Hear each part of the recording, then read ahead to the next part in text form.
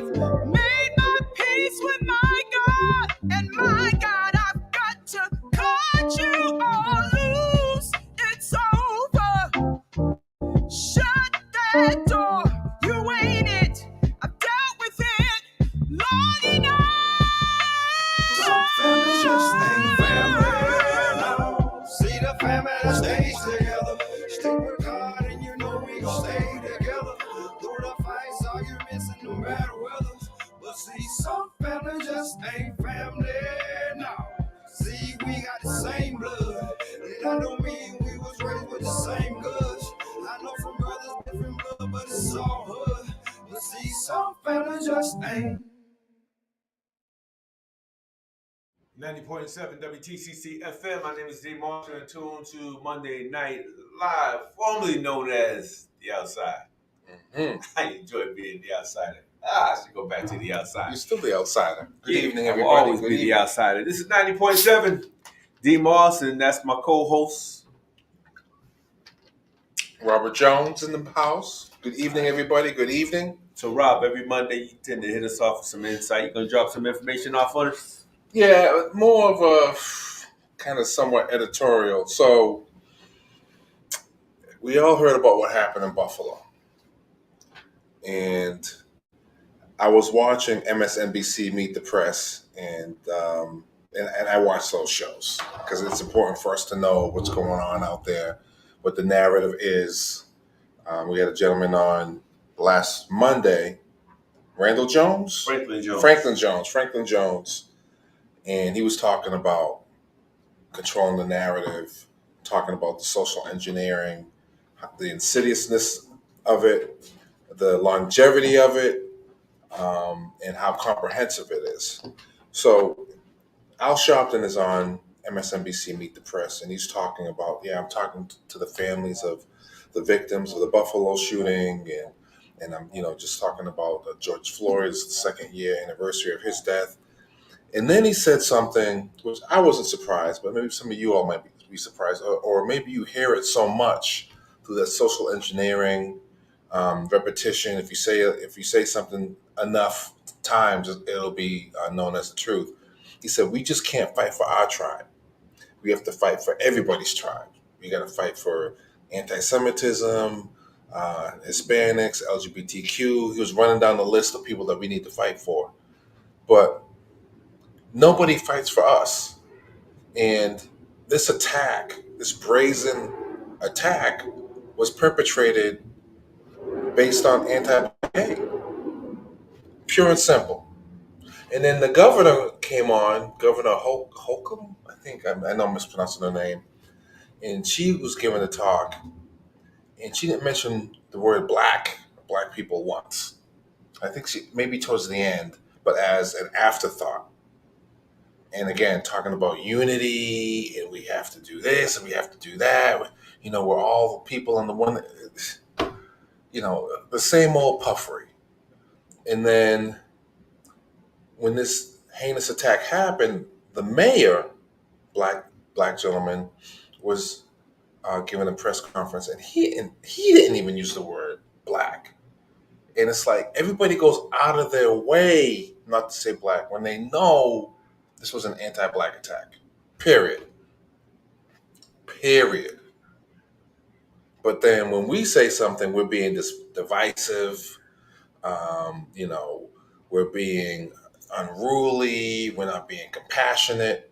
But nobody is speaking up on our behalf.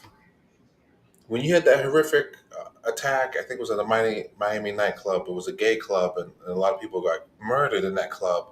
The LGBTQ community came out. The leaders came out in that community, and they were upset. They were angry. They were mad, and rightfully so. We need to do things to protect our community. And that was it. They didn't say we have to, help our black LGBTQ folks and everybody else. When the El Paso massacre happened, the Latino community, their leaders in their community came out and decried that we need to protect our community. We needed more protections for our Hispanic community. They didn't go out and talk about, but let's not forget our black brothers and sisters, and et cetera, et cetera. They didn't say that. So why are we saying that? Now, my next statement is going to be controversial, but hey, I don't care. But it's not an indictment. It's not an indictment. But in my opinion, when I see a black face in front of the news or a politician, I'm wondering how much are they fighting for the community? Are they acting more like mascots? And again, it's not an indictment for all black community leaders or politicians, but sit back there and listen to the language that they're using. Listen to the narrative that they're using. This social engineering is heavy. CNN had a reporter out reporting, interviewing people on the site that knew of some of the victims of Buffalo. And the media is just really slick. Well, if so-and-so was alive, do you think that he would forgive him? And the brother was like, yeah, I think he would forgive him because we got to forgive. And then they went toward a black woman, older black woman. She said, yeah, the Bible says forgive.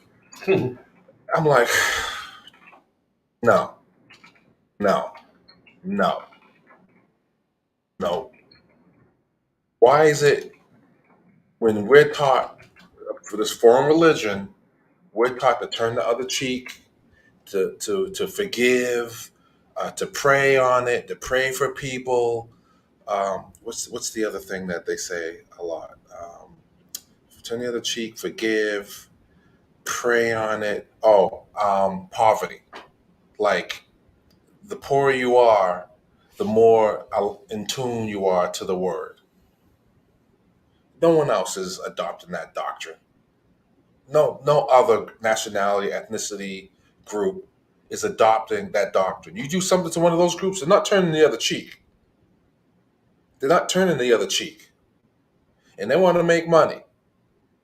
And they ain't praying on anything. They might say the words, but they're scheming to get revenge. I have a big problem with black churches. And not every black church, but a lot of them. Because what are they saying and what are they not saying? And you've got these mascots around.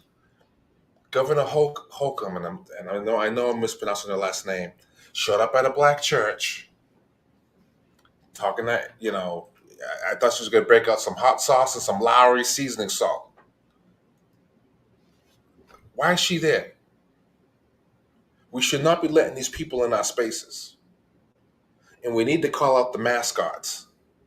Those people that have my complexion or Dee's complexion, or darker or lighter, and everything in between, standing behind governmental officials when they're giving a speech about something horrendous that happened. You got that black face in the back, standing there. The mascot. We've seen that here in Springfield. I'm not naming no names, but how many times have you seen the administration with the cameras on them, and then there's that black mascot behind them? Yes, we need black faces in high places, but we need the right ones. But I want to give you an example of a protected class of people. Right now, when you look at crime bills, anti-hate crime bills, and there's an anti-Asian hate crime bill. And when you look at the crime bill, it's called, I'm just going to say C-19, Hate Crimes Act.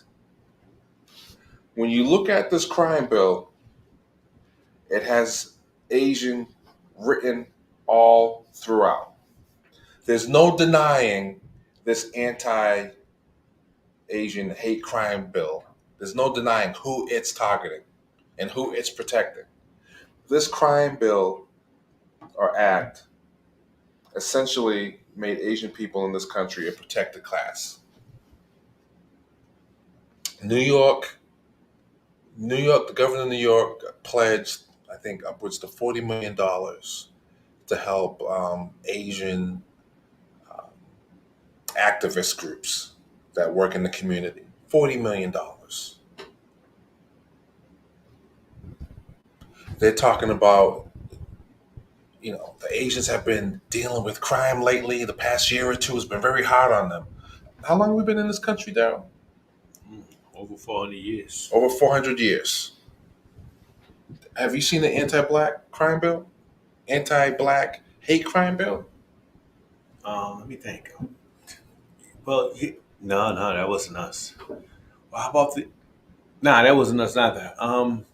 Well, we got the lynching bill, the Emmett Till anti-lynching bill. No, we don't. And I'm glad you brought that up. Talk about it. So the Emmett Till anti-lynching bill was a section 249 of Title 18. Title 18 was already a bill that was already passed. So all they did was change the name of the bill.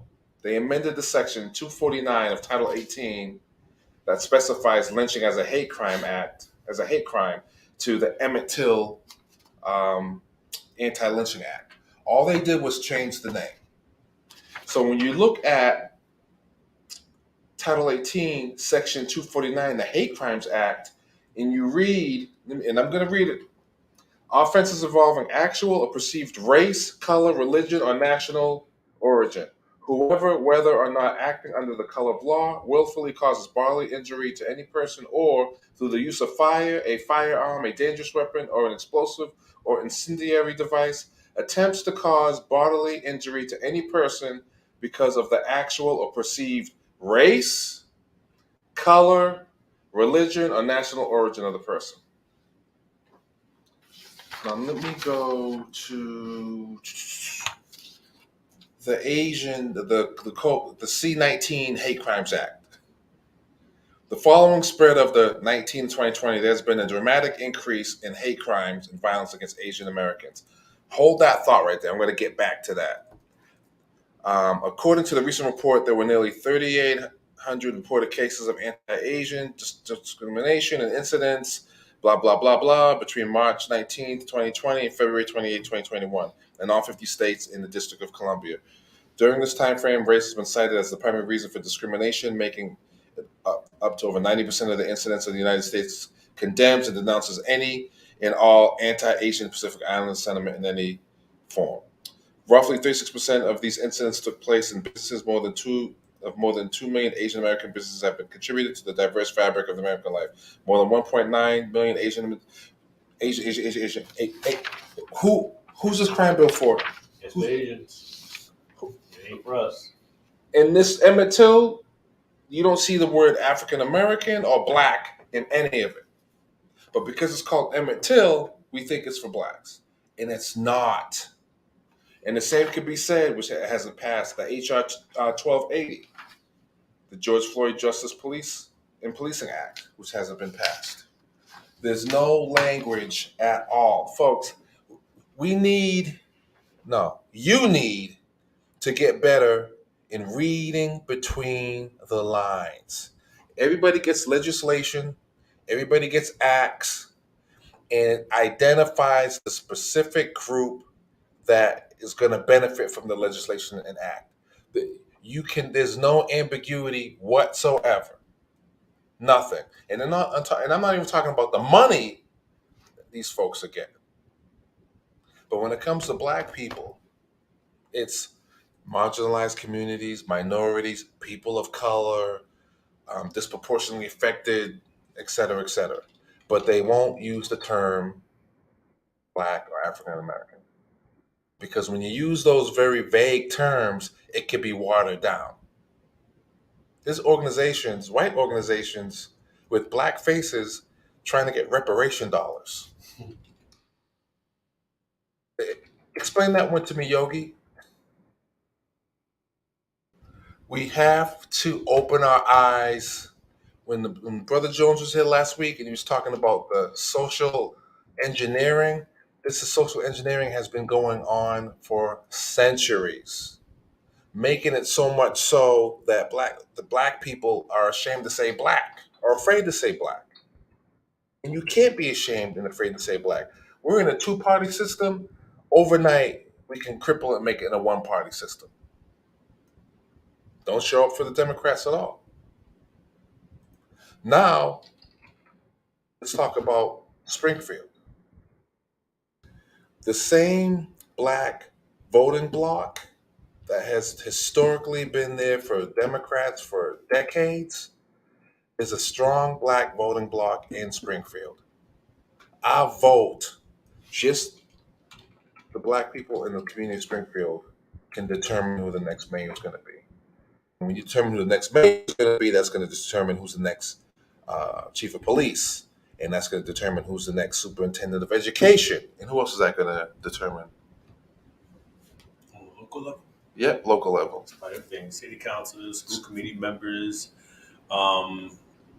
Yeah, that's going to impact the superintendent because a new person can come in, bring their own superintendent, their own police chief, planning, economic development, procurement, housing, all that changes. The local politics, if you want to impact, if you want to change in your community and change in your state of living, comfort of living, the local elections are the most important elections. Period. Period. And again, and this is my opinion, do your research. And then from that, you got the state reps, State senate. You You have your congressman, which is Richie Neal. You congressmen, your two senators, Markey and what's the woman's name? I don't know. Anyways, But you have your senators. You vote for them all here on the local level. So it's yeah, you vote for them on the local level. Elizabeth Warren. You vote for them on the local level. If you really want change and not just sitting around talking and complaining about things that we already know, you can be the biggest mascot or overly assimilated. You still know the problems that face the black community. You may ignore it and cover your eyes and cover your ears, and you may be a willing collaborator of the system, but you still know, and nobody's immune. It doesn't matter how much you're black behind, how much money you got, how much fame you got, popularity you got. It doesn't matter because there's innumerable examples of getting that blank wake up call. Innumerable examples. From athletes to entertainers, to politicians, to law enforcement, to professors, and everyday black folks. The wake up call is out there and it is real. So you might want to ignore it, or you think, hey, they're elevating me. Well, go talk to Omarosa, and she's trying to come back. The collective don't want her. Talk to Candace Owens. She was trying to come back. The collective don't want her. There's a lot. The one thing about the system is that they break their tools. And are you going to be a tool? So there's been a lot of talk about the anti-Asian hate crime. And what's crazy about it is when you look at the statistics behind the numbers, where most of them are just people getting into arguments with Asians, and that's considered a hate crime. And there's another aspect of the hate crime, which is you avoid them. It's called avoidance. Like, let's say if you're at a restaurant or you're on a bus, you get up and you move your seat. They can literally file a hate crime against you for avoiding them. And then in New York, there was an incident where some bystanders, black, didn't jump in and help an Asian person who was getting, I don't know if they were getting beat up or something like that, something unfavorable. And they got arrested because they didn't intervene. You talk about the laws, and you look at the laws, like, well, we got a law that, we already had a law, anti-lynching law, Title 18. And when was that used? How many incidents have you read stories of black people being hung in trees and then the police call it suicide? Open and shut case. So how do you use that law? You can make laws, you can write laws, but it's how that law is adjudicated. So the FBI has a data system. It's called the Hate Crime Data for the Nation is derived from the National Incident Based Reporting System, NIBRS. In summary, and the summary reporting systems. Report voluntarily submitted to the FBI. The 2020 FBI hate crime statistics for the nation are based on data received from 15,138 of the 18,625 law enforcement agencies in the country that year. Okay? The FBI Uniform Crime Reporting Program defines hate crimes as a committed criminal offense which is motivated in whole or in part by the offender's biases against a race, religion, disability, sexual orientation, ethnicity, gender, or gender identity. So when I read the first part of the C-19 Hate Crimes Act, there has been a dramatic increase in hate crimes and violence against Asian Americans and Pacific Islanders. So when you look at the Federal Bureau of Investigation Crime Data Explorer, and listen, you don't have to believe anything I'm saying. Nothing. Do your own research. And I implore you to start doing your own research. Question everything. Because everything has a bias, everything's slanted, everything has a narrative that's socially engineered against us. So, hey, Rob's hitting these, I don't believe these stats. Look them up. The FBI Crime Data Explorer. So when you look at the number of hate crimes, what group do you think is at the top? Any guesses? Anti-Black or African American, showing 2,871 incidences. 2,871. Then the next highest category, the next highest group, anti-white at 869. So you got us, 28, almost 2,900, and the next group, 800, almost 900. Okay, so where's the Asians? Oh, okay. 279 reported incidences from the FBI Crime Data Explorer, which takes crime stats from 15,138 of the 18,625 law enforcement agencies in the country. Do you think we deserve an anti-Black hate crimes bill? So here's an example of trick bag language. Attorney Benjamin Crump on his Twitter was talking about we need an anti-black hate crimes bill. And then, on his Twitter, he said, reach out to your senator. And then he gave a canned response that you can copy and paste in the comments. So when you read the canned response, it doesn't say black, it changes black to people of color. That's trick bag.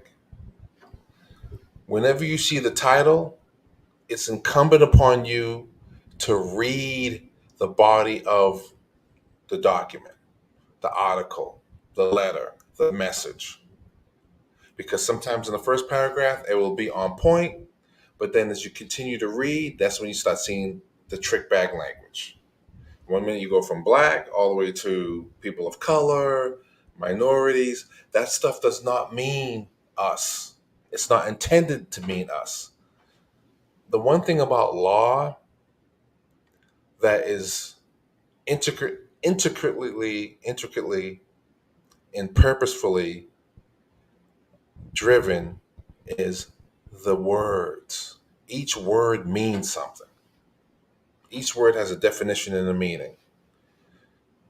The biggest minorities in this country are white women. Those are the people who benefit from affirmative action and any kind of other minority programs. People of color, that can mean anybody. Because everybody has color.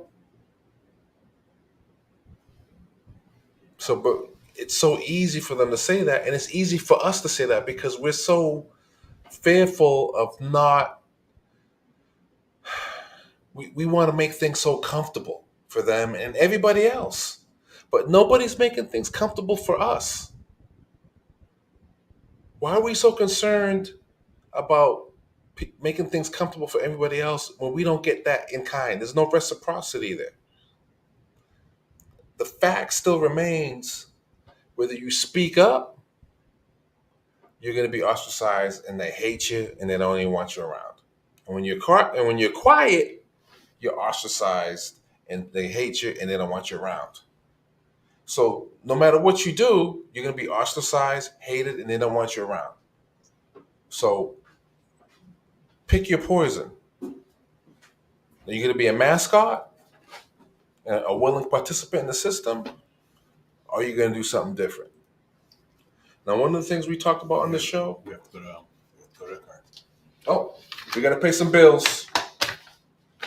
This program has been underwritten by Caring Health Center in partnership with Authentic Caribbean Foundation and Lindsay Entertainment Network presents Coffee and Tea Time, a COVID-19 vaccine and booster event on Saturday, March 12th from 11 a.m. to 4 p.m. at Food Zone International Supermarket, 355 Belmont Avenue, Springfield.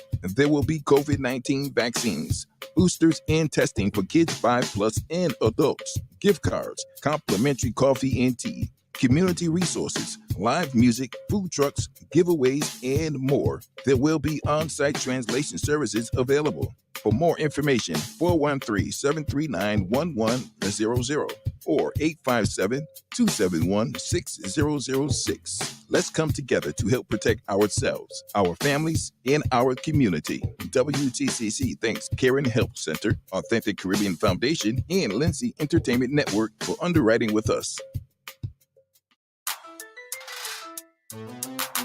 What's your next move? There's a place where you belong. Hey, Western Mass, Springfield Technical Community College was recently named the number 4 community college in the U.S. And Stick's online business degree was named the 2nd best in New England, with national championship sports teams and one of the largest medical simulation labs in the country. Supporting students and transforming lives is what Stick does best. Enroll now at stcc.edu. This program has been underwritten by UMass 5 College Credit Union. We love hearing from our members. You made it possible for me to buy my first car. With your help, we figured out how to pay for college. My parents were members. Now our kids have joined. That makes 3 generations. From checking and savings accounts to auto and personal loans, mortgages, and financial guidance along the way, we're here to help you make the most of your money through every stage of your life. Visit us online at umass5.coop today. WTCC would like to thank UMass 5 College Credit Union for underwriting with us. This program has been underwritten by Mast Hire Springfield. You'll find the job you're looking for. Live in-person job expo, May 16th, 4 to 7, Basketball Hall of Fame, live and in person, May 16th, 4 to 7, find your next career. See companies at masthirespringfield.org. Masthirespringfield.org. May 16th, 4 to 7, Basketball Hall of Fame. WTCC would like to thank Mast Hire Springfield for underwriting with us. Ladies and gentlemen, we are back, and thank you for listening, and thank you for your patience. And listen, would love to hear your feedback, love to hear your comments in the comment section, taking any of your questions. I think one of the things we're going to do going forward is try to be a little bit more interactive with you folks, because nobody likes being just talked to. I don't like it, and something tells me that you don't like it. But the goal here is to share information and to give insights and knowledge that you may not be aware of. There's a lot of information out there. You need to be able to sift through the junk and make your own conclusions. But like I always encourage you, do your research. Everything I'm saying, don't believe it. Do your research. Get in the habit of doing your research, and then you'll see how insidious and the disinformation that just pours out of the news media. And people are like, oh, well, Fox News is the worst. They're all the worst. Fox News, CNN, MSNBC, all of them.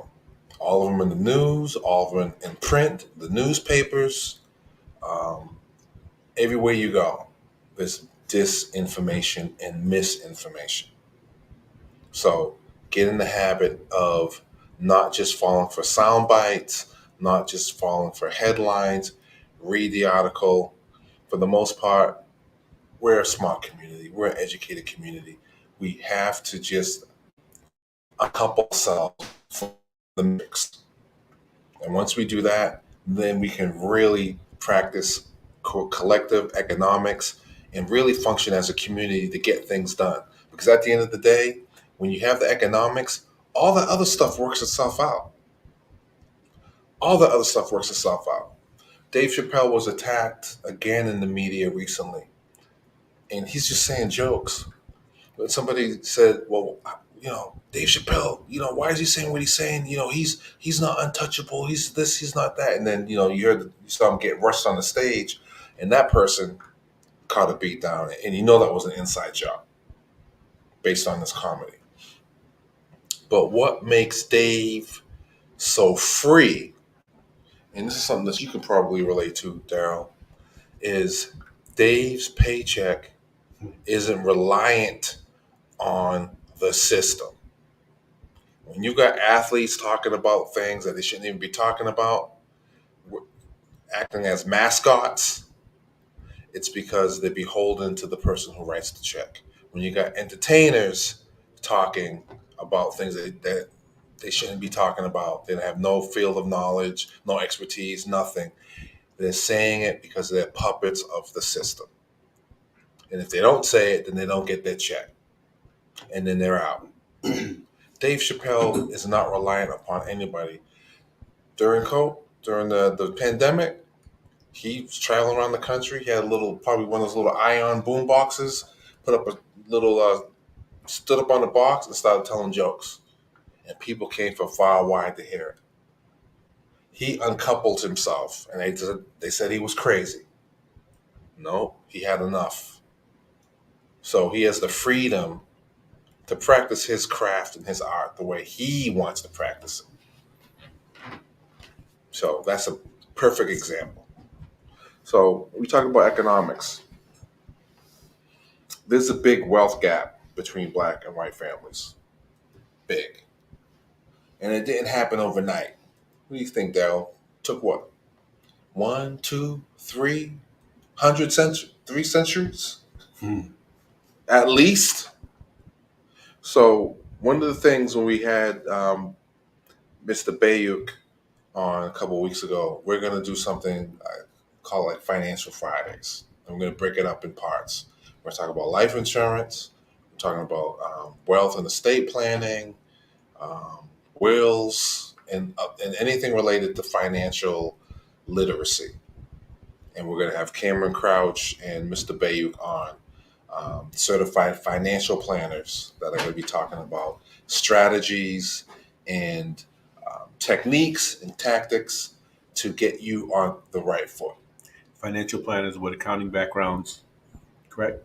They don't have accounting backgrounds, but they're licensed, so they have to take a series of tests. Okay. So they're fiduciaries to their clients.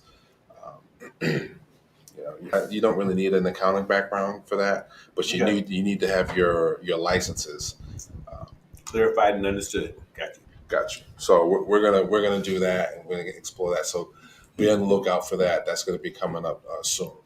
But when we talk about the wealth gap, black families build 300 billion less wealth annually and save 75 billion less. Repeat that. Black families build 300 billion less wealth annually and save 75 billion less. Okay? And hey, don't do your research, look it up. I would start at the McKinsey Group. In 2016, the typical black family having $17,150 has just 1/10 the wealth of the typical white family at $171,000. Now, the interesting juxtaposition on that is that 171,000 is probably tied to a home, while that 17,000 is probably tied to not real property. Okay. In the second quarter of 2020, and this is data I'm going to keep reading over and over again. We got to hear this stuff. You got to hear this stuff because it's up to you and up to us to change it. In the second quarter of 2020, white households who account for 60% of the U.S. population, 60%, held 84%, which was equating to $94 trillion of the total household wealth in the U.S. Start your research at the Brookings Institute if you want to look at these numbers. Comparatively, black households, who account for 13.4% of the U.S. population, held just 4% at $4.6 trillion of total household wealth. So the white households account for 60%, black households account for 4%. And what does 60% mean in real numbers? $94 trillion. And what does 4% in the black households account for in real dollars? $4.6 trillion.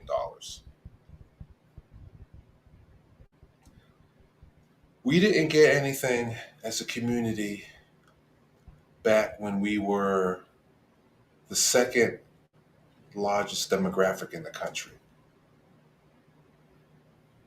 Now we're the third largest demographic in the country, slated to be the fourth largest in years to come.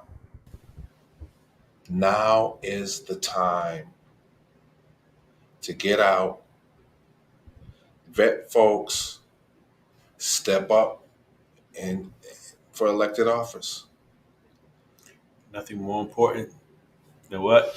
Only thing more important than the vote is putting yourself in a position to be voted for. Yep. And we all need to be putting ourselves in positions to be voted for. Somebody asked the question, was the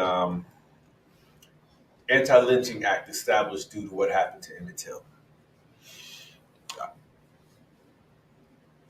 Partly it was. The Anti-Lynching Act was on the table for decades. And we kept getting voted out, voted down, and it finally got voted for. But did it really get voted for? Because it was an anti-lynching bill, and they just changed the name to Emmett Till. Right. So you'll have a bill like the James Byrd bill, which really has no teeth. Just because you name a bill after a black person, and it doesn't do anything for the black community, but you're just, we got this bill, and the mascots are out there pushing it because, they can say things that others can't say, and they're pushing it. Yeah, the new act amends the existing federal criminal code created by the Matthew Shepard and James Byrd Hate Crimes Prevention Act, which Barack Obama signed into law in 2009. The language of the new provision suggests that there's a difference between lynching and simple murder. The difference is in the historic context and the historic context and present-day effect of lynchings. The idea that a person who was killed is not the only victim, and lynchings are typically motivated by the victim's race, religion, sexual orientation, or other identifier. Just so people know. And lynching stuff, a lot of people think lynching happened during slavery, and it didn't. It happened during Jim Crow. Most of the lynching happened after slavery. Actually, they did both. It was noticed during Jim Crow and after, during the period of segregation, only because there's more media attention given to it. And, to kill a slave meant absolutely nothing. It was like just putting a horse to death. Yeah. So it's a little different. But yeah, they did happen then. But when you were property, there was an insurance policy on you. And if you did that too often, Didn't stop them. Didn't stop them. Didn't stop them? Okay. Didn't stop them. No.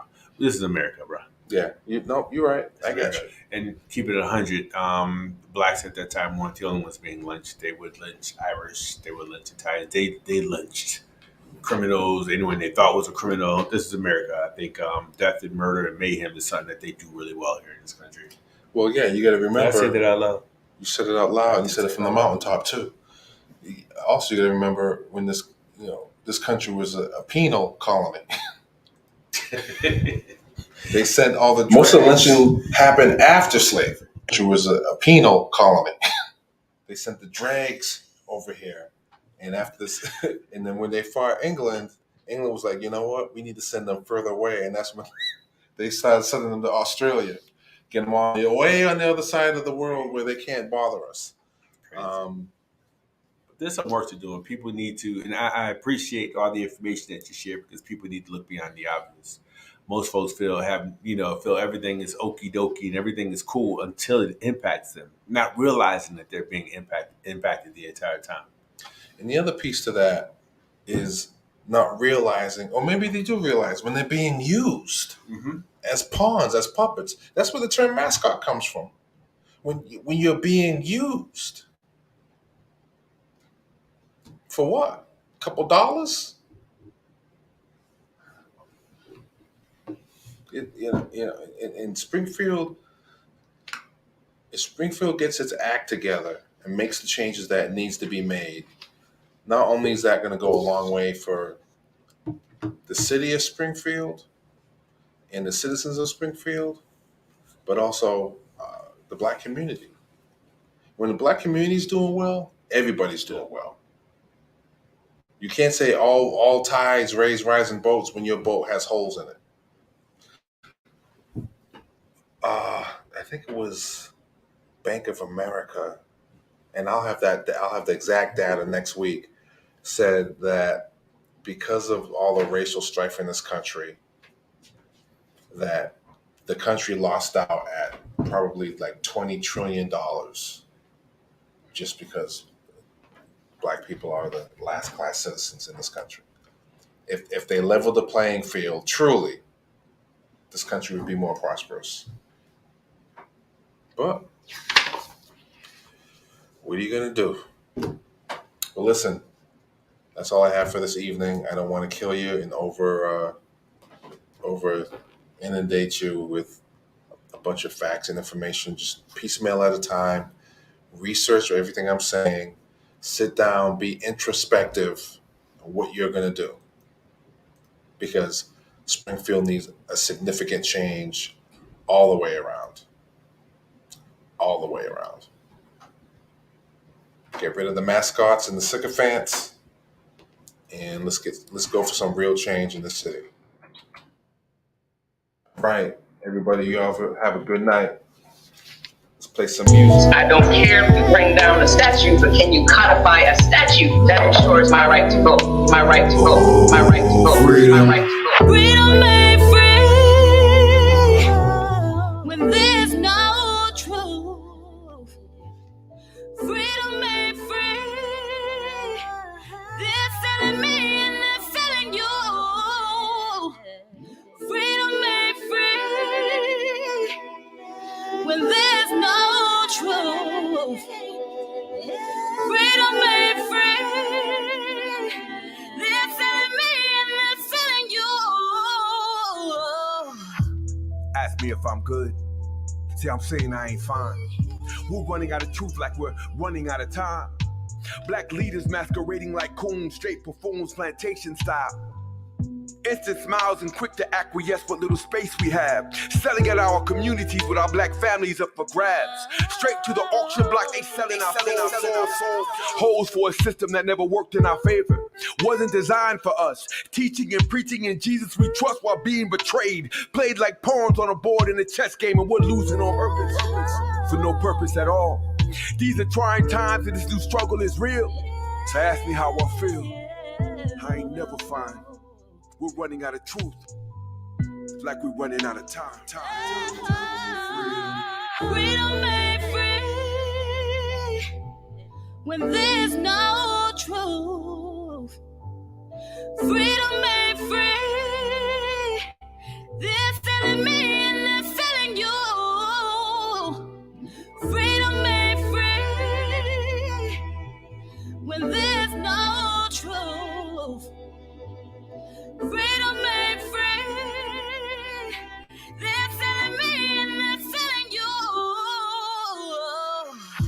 Everybody's stressing that the blessing is in the vote. But you never hear them promote getting involved and being in a position to be voted for. Never talking about the door to freedom being equity and not equality. So how do you talk about quality of life and saving lives without talking dollars and cents? See, what makes sense is economic development. New businesses and a sound economic foundation. No nation was ever built on social service and government programs. So if you really give a damn, teacher, preacher, and politician, show the people the proof. We're running out of time like we're running out of truth, and we're watching you now with all of our eyes. We're waiting in the shadow to expose your lies. So don't be surprised when the people rise and leadership you'll replace. New day, new voice, new face of freedom.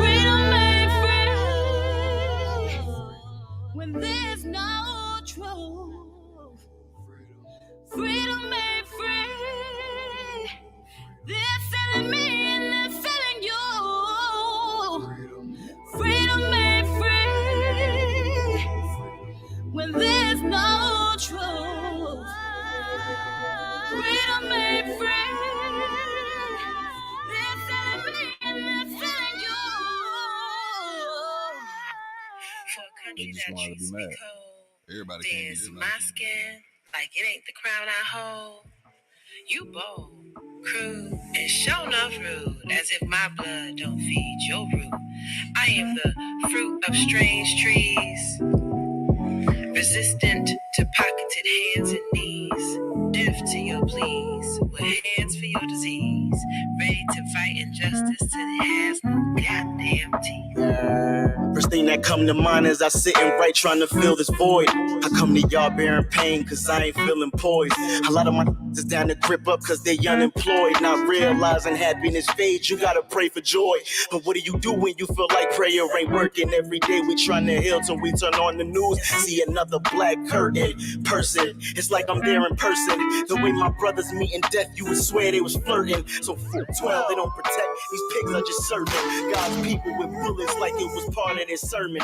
Well, it's no longer just concerning the people like yearning and deserving of real equality. White America claims to worship. It's kind of like Satan preaching the gospel while he lying churches. Never pull the rule of the problem, only scratch the surface. Responding where all lives matter, ain't following purpose. So for y'all, cause you say it on purpose. No, you see they treat us worthless.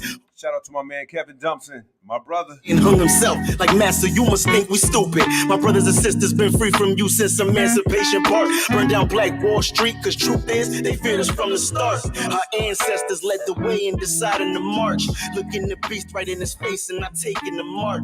We shine our light and yet they try to leave us in the dark. Our history has more value than anything they depict apart. Teachers show us anything that they want us to know. I learned from my parents, require knowledge on my own. How dare they tie our existence into the shortest month? Showing our schools $23 billion in funding, they want to see us flunk. For me to speak on everything that's pinned like stamina. How many times a nigga's gotta die on camera? How many of us hate living in Black America? How could you ignore our cries? She forgot her worth was beyond her thighs. He forgot his crown was supposed to shine. Yet you keep our pain out of sight.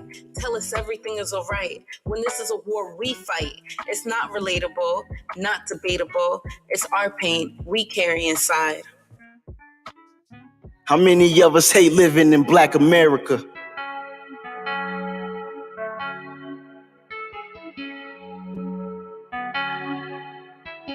90.7 WTCC FM. Monday Night Live, D. Moss, Rob Jones, my homegirl Malay is down in Texas doing that performance thing. Y'all know she sang. All right, y'all.